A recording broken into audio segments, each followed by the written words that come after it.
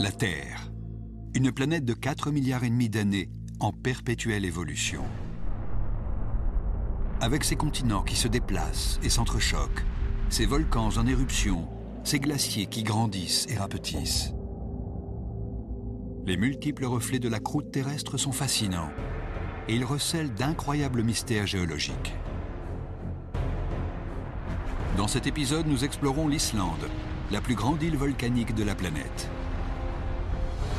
Ces paysages surnaturels produisent un tiers de la lave mondiale. De la vapeur s'y élève du sol et de l'eau bouillonnante y jaillit dans les airs. C'est le pays des extrêmes où le feu combat son ennemi naturel, la glace. Où chaque indice qui permet de comprendre la formation de l'Islande est une fenêtre ouverte sur la création de la Terre elle-même.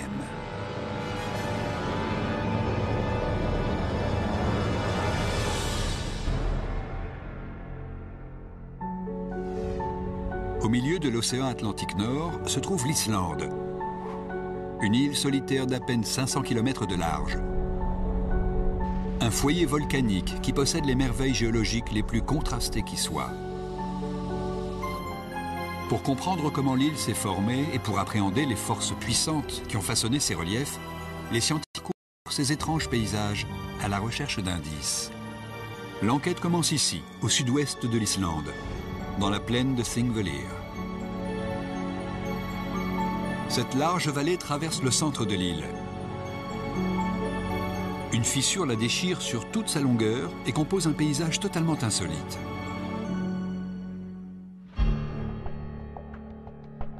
Selon le géologue Mike Polland, ces fissures sont un indice capital pour expliquer la formation mystérieuse de l'Islande.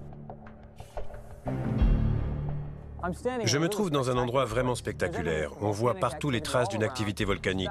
Cette vallée est couverte de lave et la plaine est en train de se déchirer. Partout, le sol est couvert de fissures énormes, comme celle-ci, juste ici. Cette fissure s'élargit tous les ans. En fait, c'est la vallée entière qui se déchire à la même vitesse que mettent nos ongles pour pousser. Imaginez les forces qui sont en action pour déchirer la terre de cette façon. Quelque chose de puissant écartèle cette vallée à raison de 2,5 cm par an. Une force tellement prodigieuse qu'elle est en train de séparer en deux le pays tout entier. Mais quel phénomène terrestre possède une telle puissance? En 1912, le climatologue allemand Alfred Wegener fait une découverte capitale. En observant des cartes, il remarque que les continents américains et eurasiens semblent se compléter. Cette constatation conduit Wegener à formuler une nouvelle théorie fortement controversée. Selon lui, autrefois, ces deux grands continents ne faisaient qu'un. Des forces invisibles ont donc dû les contraindre à se séparer. L'eau a pu alors s'infiltrer dans l'espace ainsi libéré et former l'océan Atlantique.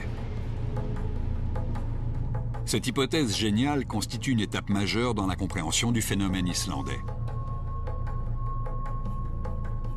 Mais comme Wegener ne dispose d'aucune preuve tangible de l'existence de cette force, sa théorie reste lettre morte pendant 40 ans. Mais en 1946, de nouvelles preuves viennent confirmer les idées de Wegener.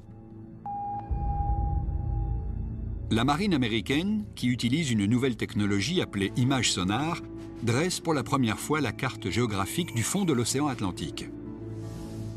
Les clichés révèlent l'existence d'un réseau montagneux sous-marin long de 15 000 km, séparé par une fosse gigantesque qui traverse le centre de l'Atlantique. Les scientifiques l'appellent la dorsale médio-atlantique. Cette fosse immense qui déchire la croûte terrestre marque la frontière entre les plaques américaines et eurasiennes. Et elle traverse exactement le centre de l'Islande. Je me trouve en fait sur le plancher océanique, là où la dorsale médio-atlantique sort de l'eau. Elle sépare la plaque nord-américaine de ce côté-ci de la plaque eurasienne de ce côté-là. La dorsale médio-atlantique commence à l'extrême sud, près de l'Antarctique. Elle remonte tout le long de l'Atlantique et elle coupe ce pays en deux. Les scientifiques pensent que c'est cette dorsale qui est responsable de l'éloignement des continents et de la séparation de l'Islande. Ils formulent alors une théorie. Tout au fond de l'océan, des courants de convection chargés de roches en fusion déchirent la croûte terrestre, permettant au magma de s'infiltrer et d'écarter les continents l'un de l'autre. Il y a pourtant un problème. Le phénomène se produit à une telle profondeur que les scientifiques ne disposent pas de moyens techniques adaptés pour savoir si le magma s'échappe ou non de la croûte terrestre au centre du massif montagneux. Il faut attendre 1974 pour que l'Institut océanographique Woods Hole lance Alvin, un submersible habité. Comme ce sous-marin est capable de supporter l'énorme pression des grands fonds, les scientifiques peuvent enfin descendre jusqu'à la dorsale médio-atlantique. En explorant la fosse qui traverse la dorsale, ils trouvent les preuves qu'ils sont venus chercher. Des gaz volcaniques chauds s'élèvent du fond de l'océan.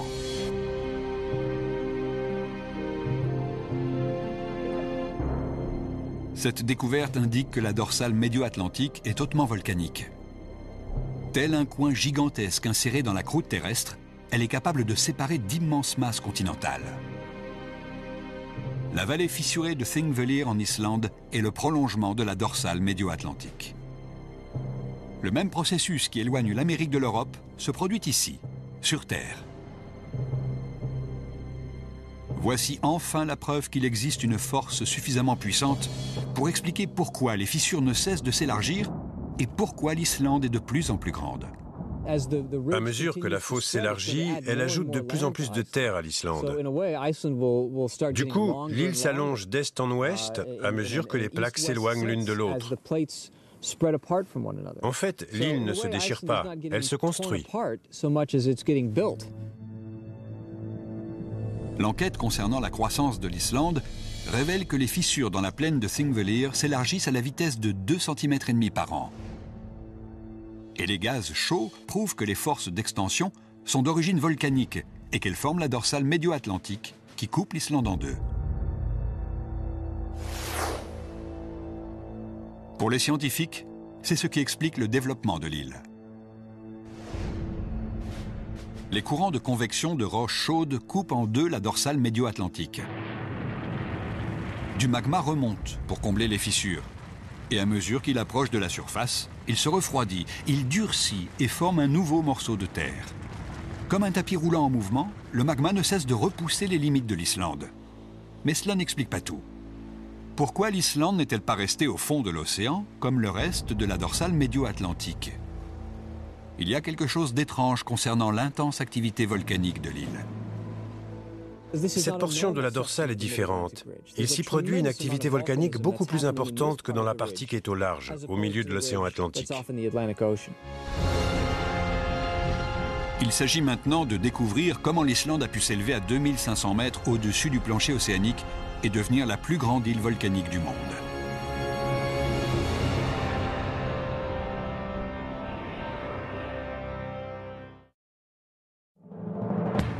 L'Islande. C'est la seule île de la planète à concentrer autant de volcans en activité.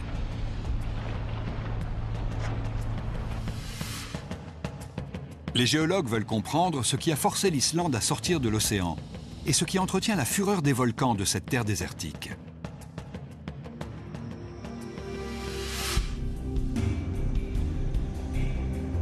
Notre pêche aux indices nous conduit vers l'un des volcans les plus actifs d'Islande, l'Hekla, que les habitants de l'île ont baptisé les portes de l'enfer. Comme tous les volcans islandais en activité, l'Hekla est situé sur la dorsale médio-atlantique. Le volcanologue Pete Lafemina fait un scanner haute définition du volcan pour voir si sa carte géologique recèle des indices concernant son activité interne.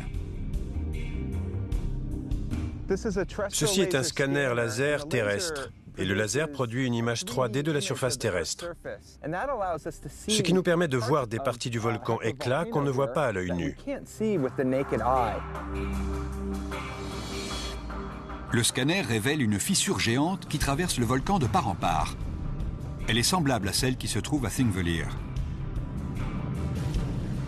Mais cette fissure n'occupe pas seulement la longueur du volcan, elle se prolonge de chaque côté, le long d'une crevasse de 8 km. Cette brèche est la clé de l'énigme des volcans d'Islande.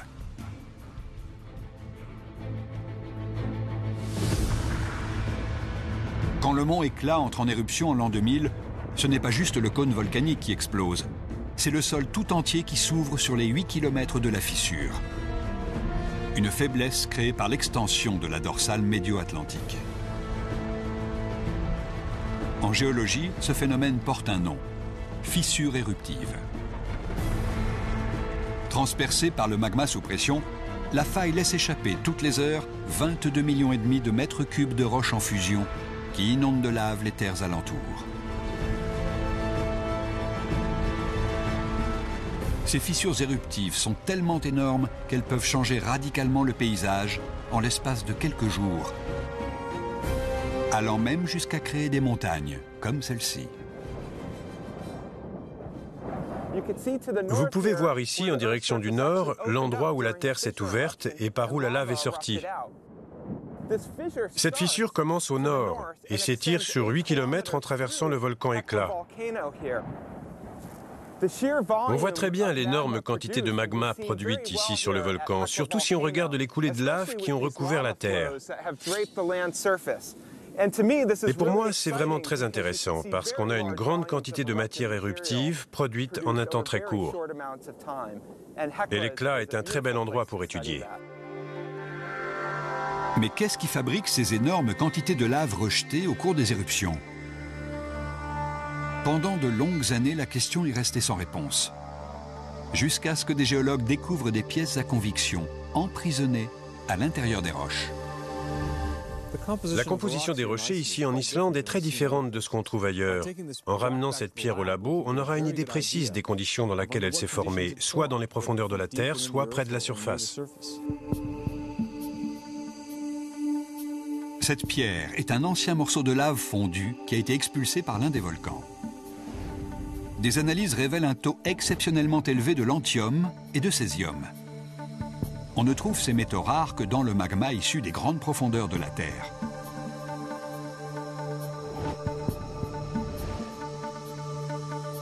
C'est la découverte que les scientifiques espéraient. Elle démontre qu'une source de chaleur extrêmement profonde s'associe à la dorsale médio-atlantique pour alimenter les volcans d'Islande. La preuve apportée par les pierres suggère que cette seconde force est enfouie dans les profondeurs de la Terre. Mais il est possible, malgré tout, d'avoir un aperçu de ce qui se passe là au fond. Les scientifiques enregistrent les ondes sismiques déclenchées par les tremblements de terre du monde entier. En dérivant, les plaques tectoniques libèrent des ondes de choc, appelées ondes sismiques, qui se propagent dans la croûte terrestre. Elles se déplacent à une vitesse constante, sauf quand elles percutent une région de roches chaudes. Dans ce cas, elles ralentissent. Quand les ondes sismiques arrivent en Islande, elles se propagent très lentement. Et c'est particulier à l'Islande et à quelques autres régions du monde. Ça nous indique qu'il y a une colonne de roches très chaude, peut-être même du matériel en fusion sous la surface. Ces énormes colonnes ou panaches, appelées points chauds, ne sont pas propres à l'Islande. On en trouve également sous certaines zones volcaniques, comme Hawaï et le parc de Yellowstone, aux États-Unis. Les points chauds sont des panaches fixes de matière chaude, comme du magma, qui remontent des profondeurs de la Terre jusqu'à la surface. Les scientifiques peuvent enfin identifier la seconde force qui a provoqué la formation de l'Islande. Le point chaud, qui se situe sous l'Islande, mesure 150 km de large et près de 650 km de profondeur. Il fait lentement remonter vers la surface de la roche en fusion à des températures dépassant 930 degrés.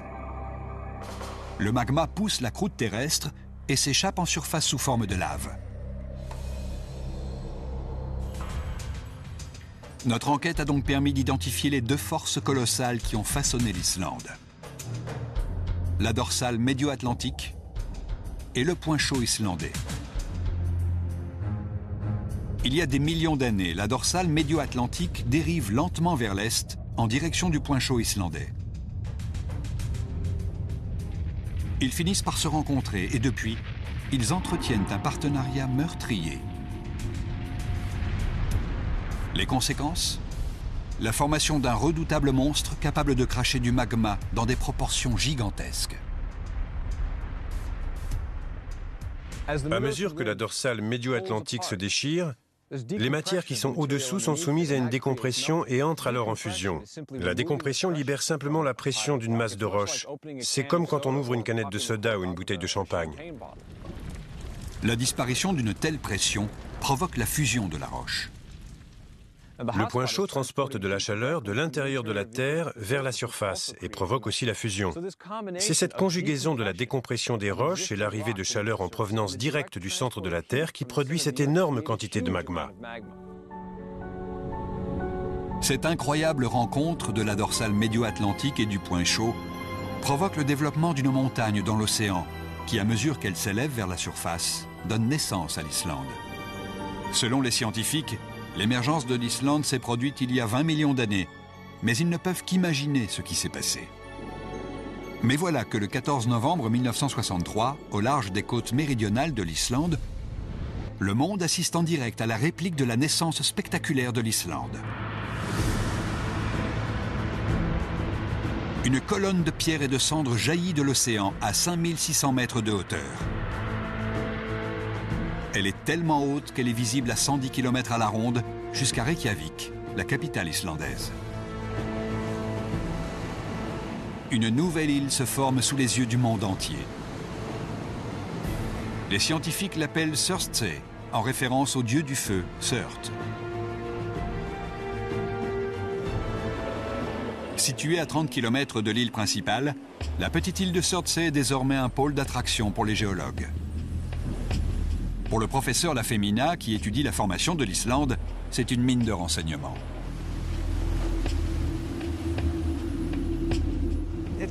C'est génial de voir Surtsey pour la première fois.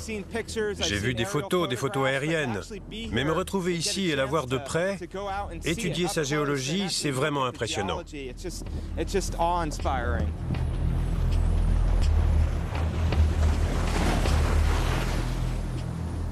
Ce genre d'éruption qui a provoqué la formation de Surtsey porte aujourd'hui un nom qui fait référence à Surtsey. On les appelle des éruptions de type surtseyien. Elles sont très explosives. L'interaction du magma ou de la lave avec l'océan provoque ces éruptions hautement explosives qui dégagent d'énormes quantités de vapeur, de cendres et d'eau. Quand les scientifiques posent pour la première fois le pied sur l'île à l'été 1964, ils n'en reviennent pas de se retrouver sur cette île qui n'a que quelques mois et non des milliers d'années. En 9 mois et demi environ, ce cône volcanique s'est constitué. De plus, des coulées de lave sont sorties du cratère. Et là, nous voyons ces belles falaises noires devant nous. À présent, les géologues ont un aperçu de la formation probable de l'Islande. En l'espace de seulement 20 millions d'années, l'Islande, une petite île minuscule, se transforme en une masse de terre de 103 000 km², 3 fois plus grande que la Bretagne. Les forces qui animent les volcans d'Islande sont désormais connues. Les fissures qui sillonnent le volcan éclat se transforment en de gigantesques fissures éruptives. Et des métaux rares présents dans la roche prouvent que ces éruptions sont provoquées par 2 forces séparées, la dorsale médio-atlantique et un point chaud. L'Islande est devenue la plus grande île volcanique du monde. Mais l'activité volcanique n'explique pas à elle seule la formation de l'île. Notre enquête lève aussi le voile sur une autre force tout aussi spectaculaire qui a modelé l'Islande que nous connaissons aujourd'hui. Une force aussi puissante que celle des volcans.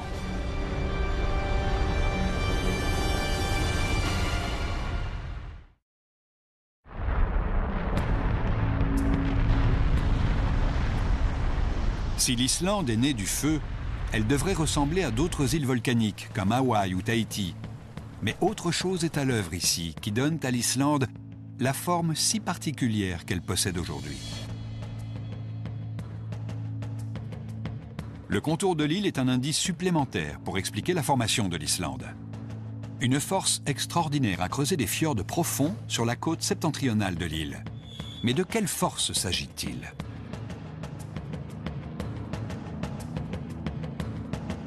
Comment a-t-elle pu provoquer un changement si spectaculaire?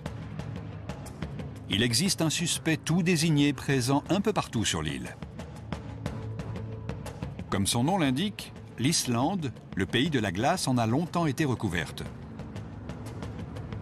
Aujourd'hui, la glace enveloppe 10% de la surface de l'île, toute l'année. Et au milieu du pays se trouve la plus grande calotte glaciaire d'Europe, avec le puissant Vatnajökull. Ce glacier, qui occupe plus de 7800 km², est tellement vaste qu'il possède son propre climat.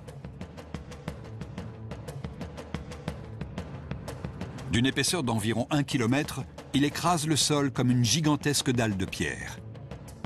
Et ses rebords se répandent en vallées profondes, comme de longues langues de glace.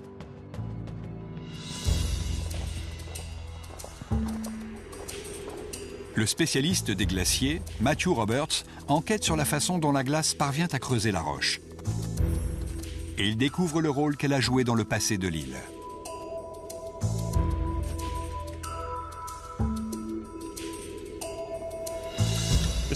Voici un récepteur GPS, le même que celui utilisé pour les voitures. Il nous sert à mesurer les mouvements du glacier. On va le laisser ici quelques jours et je reviendrai constater la distance qu'il a parcourue. Les données récoltées par Matthew Roberts montrent que le glacier tout entier se déplace à la vitesse stupéfiante de 60 cm par jour. C'est un environnement incroyable, en mouvement perpétuel. La glace tout autour est comme une mer qui aurait gelé sur place. À mesure qu'elle quitte l'espace confiné de la vallée, elle se répand pour occuper une place plus grande. Et à mesure qu'elle s'étend, des crevasses se forment, de grandes dépressions comme celle qu'on voit ici.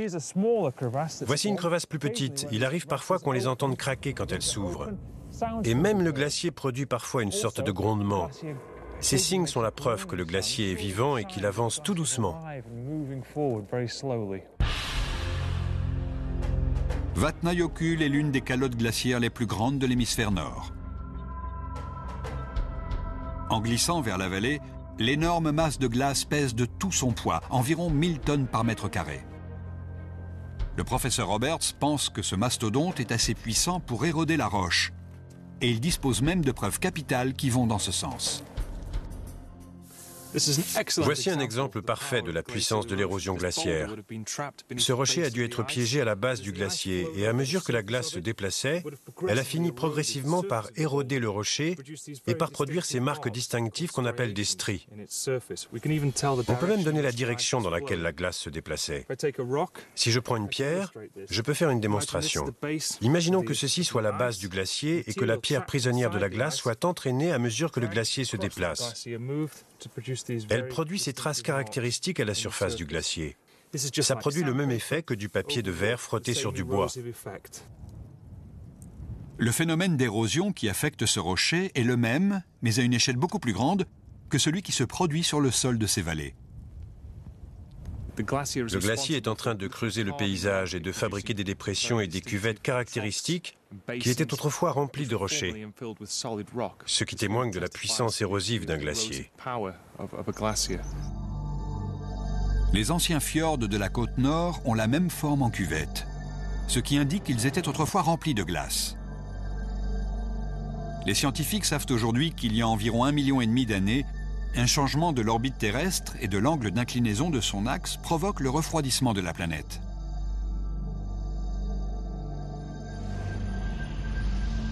Une énorme couche de glace descend du pôle Nord et enveloppe l'Islande dans un manteau de glace. En avançant, et plus tard en se retirant, la glace creuse les fjords profonds et découpe le littoral nord-islandais. La glace est alors une des forces redoutables de l'Islande, et de nombreux volcans y sont ensevelis. Le feu et la glace mènent un combat titanesque pour la suprématie. Le gigantesque manteau de glace qui a découpé les fjords va-t-il éteindre le feu qui a créé l'Islande ?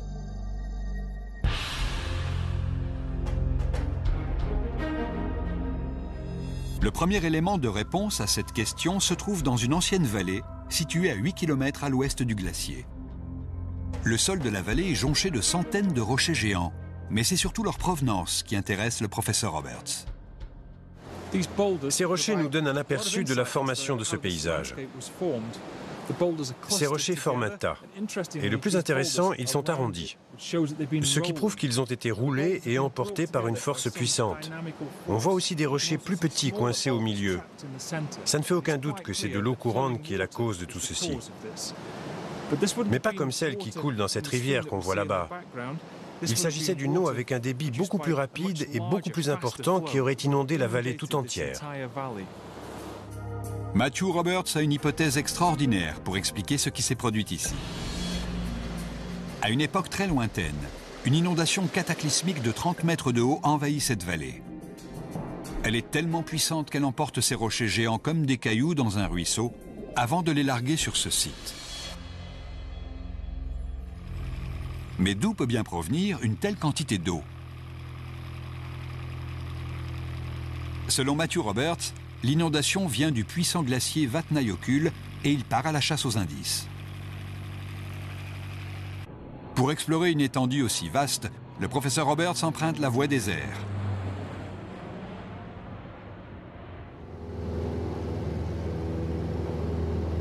Son enquête le conduit vers un indice capital. Cette étrange dépression en forme de bol à la surface de la glace. C'est un endroit étonnant. Cette dépression géante dans la glace s'est formée quand une poche d'eau s'est vidée à la base de la calotte glaciaire. Les magnifiques crevasses concentriques que l'on voit à la surface de la glace se sont créées au moment où la glace s'effondrait dans le creux formé par l'eau qui se vidait.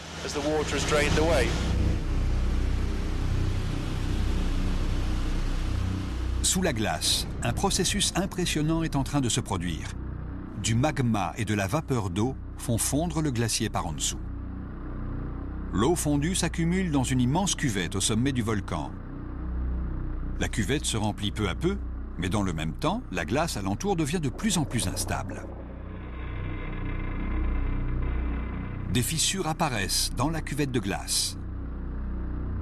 Et en s'écoulant, l'eau chaude forme un tunnel sous-glaciaire qui la conduit vers les rebords du glacier. Ce qui laisse penser que les éruptions volcaniques continuent de se produire même sous l'énorme poids de la glace. Ce processus pourrait-il expliquer l'ancienne inondation cataclysmique? Pour répondre à cette question, nous devons nous rendre sur l'un des plus grands volcans d'Islande, le Grímsvötn. Enseveli sous la glace, au cœur du glacier Vatnajökull, ce volcan imposant entre violemment en éruption tous les 10 ans. Ici, le feu et la glace se combattent de façon spectaculaire. Et ce sont les volcans qui remportent la victoire. La glace ne peut pas anéantir la puissance invincible des volcans islandais qui ont trouvé un nouveau moyen de décharger leur colère. Au cours d'une éruption gigantesque comme celle-ci, Grímsvötn peut faire fondre suffisamment de glace pour remplir le plus grand lac artificiel américain, le lac Mead. Mais cette énorme quantité d'eau ne peut pas être retenue par la glace très longtemps. Elle provoque inévitablement une gigantesque inondation glaciaire. Une telle force de la nature frappe l'Islande en 1996, avec des conséquences dévastatrices. L'inondation détruisant tout sur son passage. Des ponts s'écroulent et sont emportés par le courant. L'autoroute disparaît sous les eaux.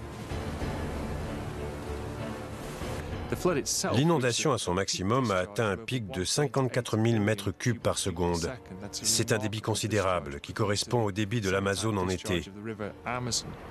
Imaginez l'équivalent de ce fleuve dans un endroit relativement petit.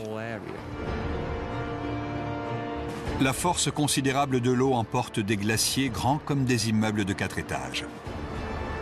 C'est ce genre d'inondation qui change le relief d'un paysage en l'espace de quelques jours.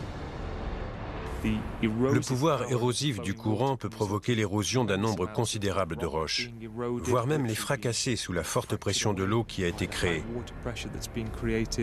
En fait, un paysage peut prendre forme devant vos yeux durant une très violente inondation glaciaire.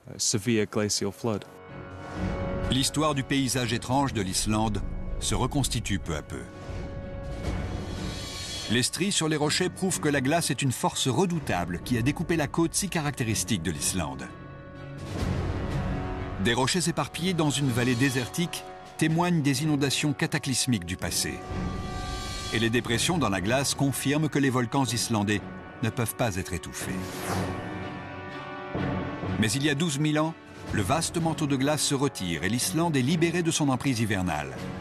Désormais, les effets des volcans islandais se font sentir à l'échelle planétaire.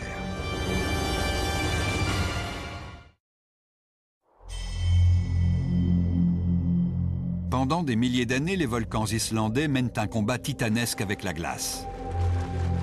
Mais il y a 12 000 ans, le manteau glaciaire finit par se retirer. C'est le début d'un nouveau chapitre de l'histoire volcanique de l'Islande, car ils sont libres à présent de se déchaîner sans limite. Mais quel effet cela aura-t-il sur l'Islande et ses environs? L'une des conséquences les plus dramatiques est visible dans la région centrale au sud de l'île. Ce paysage surnaturel s'appelle le Laki. C'est un alignement d'étranges cratères et de coulées de lave solidifiées sorties d'une gigantesque faille. Une énorme fissure éruptive qui s'étire sur plus de 25 km.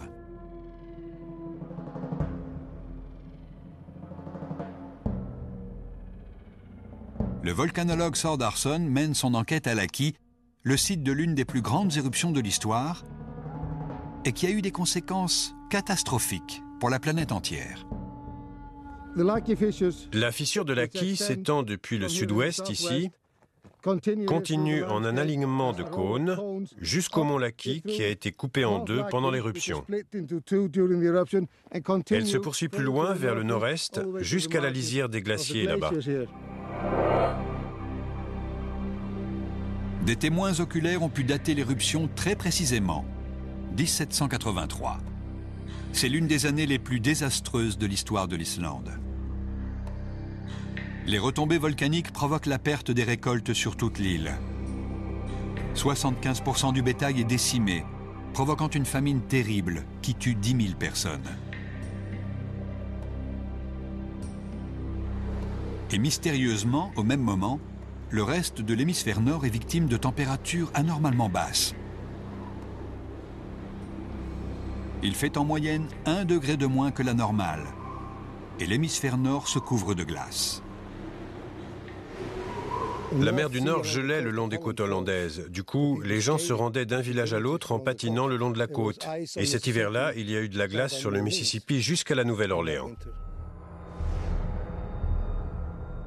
On croit pendant de nombreuses années que l'éruption du Laki et ses dérèglements climatiques n'ont aucun rapport. Mais les progrès réalisés en géologie démontrent qu'il ne s'agissait pas uniquement d'une coïncidence bizarre. En comparant les témoignages de l'époque et les traces géologiques, le professeur Thordarson parvient à reconstituer ce qui s'est passé.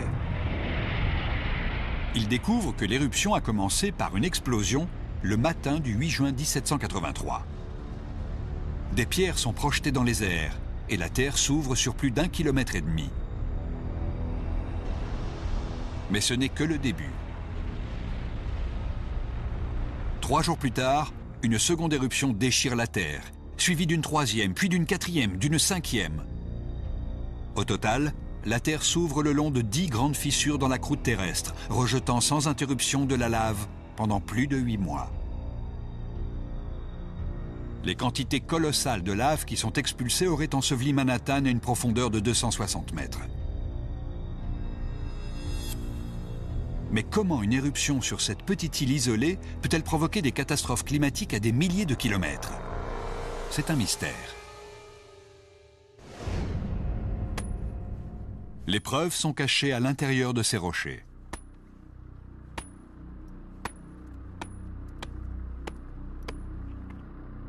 L'histoire est écrite dans la pierre. Celle-ci fait partie du magma qui est sorti pendant l'éruption. Ces trous, on les appelle des bulles. Et elles se forment au moment où le magma remonte des profondeurs et s'approche de la surface et qu'il se met à bouillir. Le gaz qui est dissous dans le magma se met dans les bulles, puis il se répand dans l'atmosphère. Quand cette roche en ébullition a jailli à la surface, elle a dû libérer du gaz dans l'atmosphère islandaise. Mais ce gaz a-t-il pu provoquer des catastrophes climatiques sur toute la planète?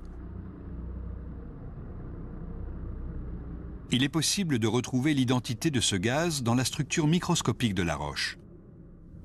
Si vous regardez de près cette pierre, vous remarquez plein de petites taches blanches. Ces petites taches blanches sont des cristaux qui grossissent dans le magma dans les profondeurs de la Terre. Il arrive parfois qu'en grossissant, ces petits cristaux enveloppent du magma pur et le remontent à la surface. Comme des capsules témoins, les cristaux blancs contiennent du magma pur remonté des profondeurs de la Terre, emprisonné depuis 1783. Le professeur Thordarson a analysé ce magma et il a retrouvé qu'il contenait un gaz toxique, le dioxyde de soufre. Et comme les quantités de lave rejetées ici ont été énormes, elles ont libéré un taux phénoménal de dioxyde de soufre.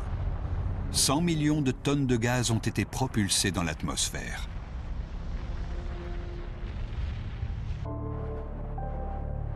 Mais comment des gaz rejetés par le mont Laki ont-ils pu provoquer un refroidissement général de la planète? La réponse se trouve dans les témoignages décrivant un épais brouillard rouge qui recouvre l'Islande en juin 1789. En l'espace de quelques semaines, il survole Londres et Paris et dès le mois de juillet, il s'est répandu au-dessus de tout l'hémisphère nord. Les scientifiques savent aujourd'hui que ce brouillard rouge a été causé par le dioxyde de soufre qui est monté très haut dans les airs. En se mélangeant avec la vapeur d'eau, il a provoqué une brume d'acide sulfurique. Cette brume a obstrué le soleil et a fait dégringoler les températures. Résultat, l'hémisphère nord a enduré 3 hivers extrêmement rigoureux qui ont provoqué des inondations printanières, la famine et la pauvreté à travers l'Europe. Certains historiens pensent que ces conditions climatiques ont déclenché les troubles sociopolitiques qui ont conduit à la Révolution française en 1789. Les scientifiques soupçonnent maintenant le volcan Laki d'avoir eu des ramifications encore plus lointaines. Les basses températures dans le nord ont modifié les courants aériens dans le sud, provoquant des changements climatiques dramatiques. L'Inde est alors frappée par une terrible sécheresse. Les gens disent que plus d'1 demi-million de gens sont morts à cause de cette sécheresse en Inde. Ce changement de circulation atmosphérique a également provoqué un été très froid au Japon, froid et humide. La récolte de riz n'a pas eu lieu, et en conséquence, il y a eu la plus grande famine de l'histoire du Japon. Selon les estimations, Laki est responsable de la mort de 2 millions de personnes à travers le monde et a été l'éruption volcanique la plus meurtrière de l'histoire de l'humanité. Les éléments recueillis relèvent que le passé volcanique récent de l'Islande a eu un effet dévastateur sur l'île elle-même et le reste du monde. Les énormes champs de lave attestent que l'éruption du Laki était gigantesque. Des bulles dans le magma indiquent que d'énormes quantités de gaz ont été libérées par le Laki. Les cristaux blancs signalent que ce gaz est toxique. C'est du dioxyde de soufre. C'est la preuve que les volcans islandais ont provoqué un dérèglement climatique planétaire. Mais des éruptions comme celle du Laki n'appartiennent peut-être pas seulement au passé. Certains pensent que l'équilibre entre le feu et la glace est en train de s'inverser et peut donc faire basculer l'Islande vers un nouvel enfer.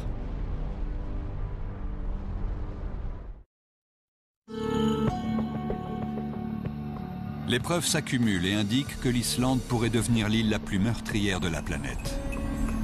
Une force volcanique terrifiante repose dans ses entrailles. Elle donne naissance à des volcans puissants, capables de générer de gigantesques coulées de lave et d'altérer le climat de la planète. Cependant, de nombreux volcans islandais sont recouverts de glaciers. Le feu et la glace se maintiennent dans un équilibre fragile. Si jamais cet équilibre basculait en faveur des volcans, les scientifiques craignent que l'Islande ne devienne encore plus meurtrière. Si la glace restante devait fondre, quel effet cela aurait-il sur l'activité des volcans islandais? Le premier indice de notre enquête réside dans ces tas de pierres apparemment inoffensifs. On en trouve sur toute l'île, et pourtant ces débris ne proviennent pas d'un volcan. Ce sont des moraines, le terme géologique pour désigner les tas de débris présents au pied d'un glacier. Ces sédiments prouvent que les glaciers reculent. Tous les ans, le glacier fond et remonte la vallée, laissant derrière lui une moraine comme celle-ci.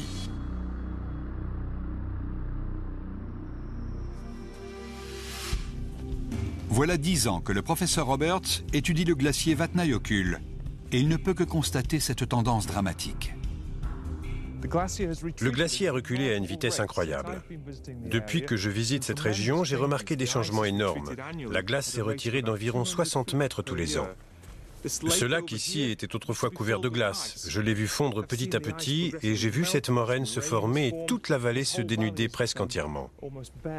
Peut-être que dans 20 ans, le glacier tout entier aura disparu et un lac se formera dans la vallée.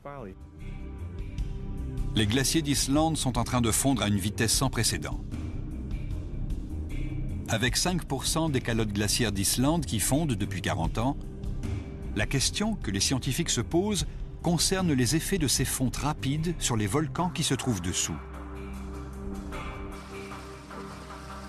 La dernière fois que les glaciers ont fondu aussi rapidement, c'est quand l'Islande est sortie de la dernière glaciation. Mais que peuvent nous apprendre des événements passés sur le futur? Le géologue Bill McGeer a étudié les changements provoqués par l'activité volcanique à la fin de la dernière période glaciaire et il a obtenu des résultats surprenants. Il y a environ 11 ou 12 000 ans, s'est produit une fonte rapide des glaciers en Islande et ailleurs. Et ça a provoqué une augmentation significative de l'activité volcanique parce que cette masse de glace se retirait très rapidement. La fonte rapide de la glace favorise les éruptions volcaniques souterraines. Les éruptions volcaniques sont déclenchées par le gaz contenu dans le magma qui se dilate et forme des bulles, ce qui entraîne l'éruption comme le bouchon d'une bouteille de champagne. Mais s'il y a une lourde masse au sommet d'un volcan, par exemple une masse de glace ou d'eau, ça peut étouffer l'activité volcanique. Mais quand la glace fond rapidement, cette pression disparaît soudain. Et c'est là que les problèmes commencent. Quand la glace fond, la pression sur le magma qui est dessous diminue. Les gaz présents dans le magma peuvent former des bulles. Ils peuvent fusionner et pousser le magma vers la surface et déclencher des éruptions explosives ou des écoulements de lave qui peuvent parcourir des distances gigantesques. Les glaciers islandais fondent rapidement, ce qui laisse penser aux scientifiques qu'une éruption dévastatrice comme celle du Laki peut se reproduire. Reste à savoir quand. Nous devons l'envisager et nous préparer à traiter ce problème si jamais il se produit de notre vivant. Peut-on avoir une nouvelle éruption comme celle-ci en Islande? Tout à fait. Notre enquête révèle comment s'est formée la grande et impétueuse Islande.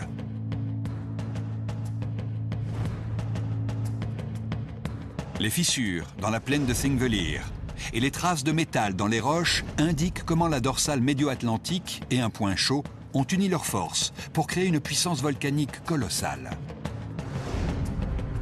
D'énormes fissures éruptives ont déchiré la Terre.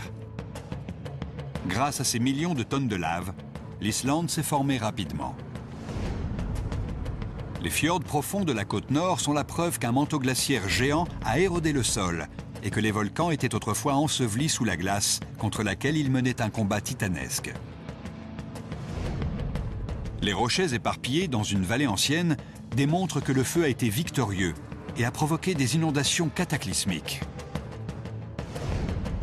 Et des taches de soufre dans les pierres indiquent que les volcans islandais ont le potentiel de provoquer une destruction planétaire. À présent, les glaciers qui fondent au-dessus de certains des volcans les plus meurtriers de la planète accroissent la menace de futures éruptions. Au cours des 20 derniers millions d'années, la force que possède l'Islande a créé un vaste paysage surnaturel. Explosive et imprévisible, cette force pourrait un jour déclencher une éruption massive, capable de ravager non seulement l'Islande, mais aussi le monde qui l'entoure.